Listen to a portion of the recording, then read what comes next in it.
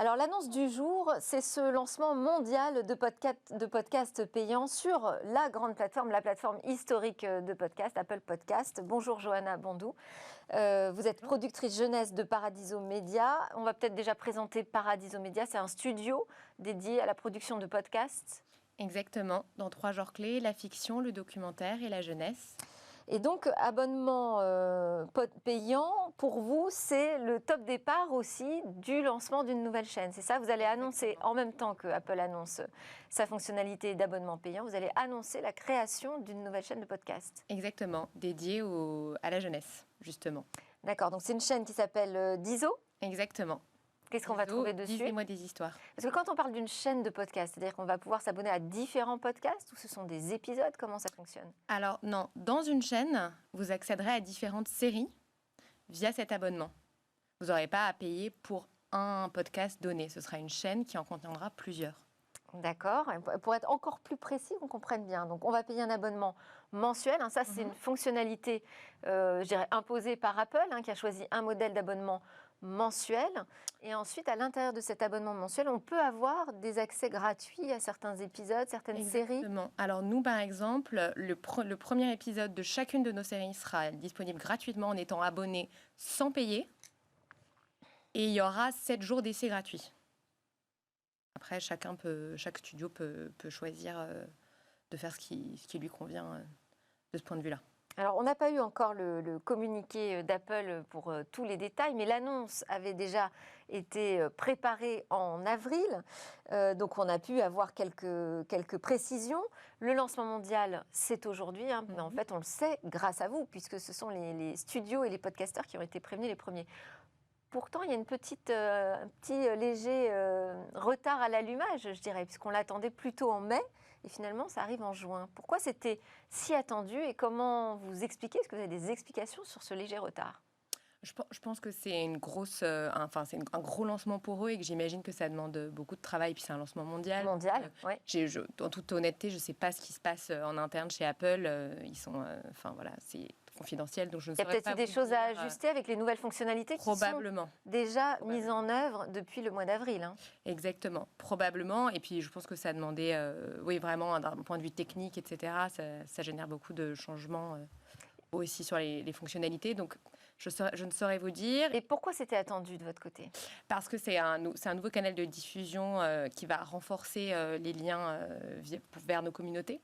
Parce que ça permet aux parents. Parce que comme ça, naturellement, on se dit, une offre payante, c'est pas forcément une bonne nouvelle, en tout cas pour les fidèles qui vous suivent. Non, parce que ce qui est intéressant, c'est qu'avec ce système d'abonnement, en l'occurrence là sur cette chaîne jeunesse, les parents et les enfants auront accès à de nouveaux contenus tous les mois de manière assez évidente, puisqu'en étant abonnés, ils pourront retrouver leurs nouvelles séries de manière simple. Ça va permettre une nouvelle expérience, une expérience inédite d'écoute, sans publicité. Oui. Ce qui n'était pas toujours le cas précédemment quand on multidiffusait gratuitement les podcasts. Et puis, ça permet aussi de soutenir de nouvelles créations ambitieuses aussi, puisque c'est de nouvelles sources de financement. Donc ça va permettre de monter en gamme en termes de qualité de produit ? Pas forcément de monter en gamme, parce que nous, on a différentes manières de produire nos produire programmes. Plus alors ? Produire plus, oui, ça c'est sûr. Et juste pour donner une idée du montant de l'abonnement, vous avez le montant déjà ? Ce sera 2,99 € par mois. D'accord, donc ça reste quand même des petites sommes qui sont demandées, mais c'est mensuel. Et là, avec à peu près 3 € par mois, donc on a accès à tous les programmes de la chaîne. Exactement. Diso. 50 histoires, fables, chansons, des séries issues de notre partenariat avec l'École des loisirs, des séries inédites. Et surtout, ça crée un business model sain, je dirais, puisque vous avez une relation directe avec vos clients maintenant. Exactement. Ce qui est effectivement... Et même peut-être un business model rentable. Exactement. Mais bon, c'était le cas aussi par ailleurs, puisqu'il y a différentes possibilités.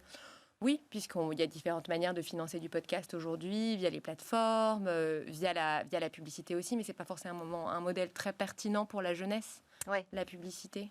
Ça dépend des cas, mais c'est vrai qu'on n'a pas forcément... c'est pas forcément notre démarche de notre côté. Alors, j'avais aussi une question, parce que Apple Podcast, c'est un peu le partenaire historique quand même des podcasteurs. Ça fait une quinzaine d'années, je crois, que Apple propose sa plateforme pour les podcasts. Est-ce qu'aujourd'hui, c'est la plateforme où vous êtes le plus écouté chez Paradiso Média ? Non, pas uniquement. Notamment, on est très écouté chez Apple, mais on est aussi très écouté où, alors chez Spotify, chez Audible. Ouais. Donc il y a eu quand même un déport aussi via les nouvelles plateformes de streaming. Oui, mais c'est vrai que Apple reste leader, mais ça s'équilibre quand même aussi avec les plateformes, les autres plateformes. Ouais, donc je pense que c'était important aussi pour Apple de renouveler sa relation avec les studios de podcast et de création. Oui, puis c'est vrai que c'est une nouvelle possibilité qui nous est donnée aussi au studio de créer du lien autrement avec les auditeurs. C'était une demande de la part des studios de passer à ces abonnements payants ? Non, nous on n'a pas fait la demande à Apple Podcast en tout cas. D'accord, donc ce serait peut-être que d'autres. Je peux pas parler pour. Est-ce que vous pouvez donner une recette ? Parce que vous avez un studio de production, des podcasteurs professionnels, mais certains ont peut-être envie de se lancer en se disant finalement, si je peux lancer ma chaîne et pouvoir proposer un abonnement payant, est-ce qu'il y a des outils qui sont mis en place pour lancer son podcast sous abonnement payant ? Est-ce que c'est compliqué à faire ? Je ne pense pas que ce soit très compliqué. En tout cas, ce n'est pas compliqué de mettre en place une chaîne sur Apple Podcast. Le back-office est très, très clair. Après, conseils peut-être que vous pourriez donner ? Je pense qu'il faut se lancer. Parfois, c'est ça aussi. Se faire confiance, ce n'est pas forcément ce qu'il y a de plus évident. Oui, c'est sûr. Mais je pense qu'il y a beaucoup de choses à inventer, en tout cas, vers le médium audio. Donc pour vous, c'est une industrie encore... naissante, en croissance ? En croissance, définitivement. Naissante, ça fait un petit moment. Ça fait un petit moment, mais podcast existe, on n'en parlait pas autant. C'était un peu le média pauvre, puisqu'il n'y avait que l'audio et pas l'image. Ça a vraiment changé ces derniers temps. Dernièrement, oui. Et puis alors en plus, pour la jeunesse, ça fait particulièrement sens aussi, parce qu'on a envie que nos enfants aillent vers des alternatives aux écrans, souvent, et quand on est parent, surtout avec tout ce qui se dit en ce moment sur les écrans. Donc ça, c'est vrai que pour les enfants, on en parle de plus en plus dernièrement de l'audio. Oui, pour la concentration. Alors on va juste préciser avant de terminer ensemble que abonnement Apple Podcast, ça vient s'ajouter à plus de 2 millions quand même d'émissions gratuites sur la plateforme. Ça ne les remplace pas, tout ne devient pas payant. Voilà, petite précision importante. Et donc, voilà, annonce aujourd'hui, lancement mondial d'abonnement Apple Podcast avec plein de nouveautés qui vont suivre, comme le lancement de la chaîne d'ISO pour la jeunesse. Voilà, on va avoir beaucoup de nouveautés à suivre sur les podcasts avec des nouveaux business models possibles. Merci Johanna Bondou, productrice jeunesse de Paradiso Média, pour être venue partager avec nous cette annonce dans Smart Tech. C'est l'heure de notre talk, on va parler là des défis de la télémédecine.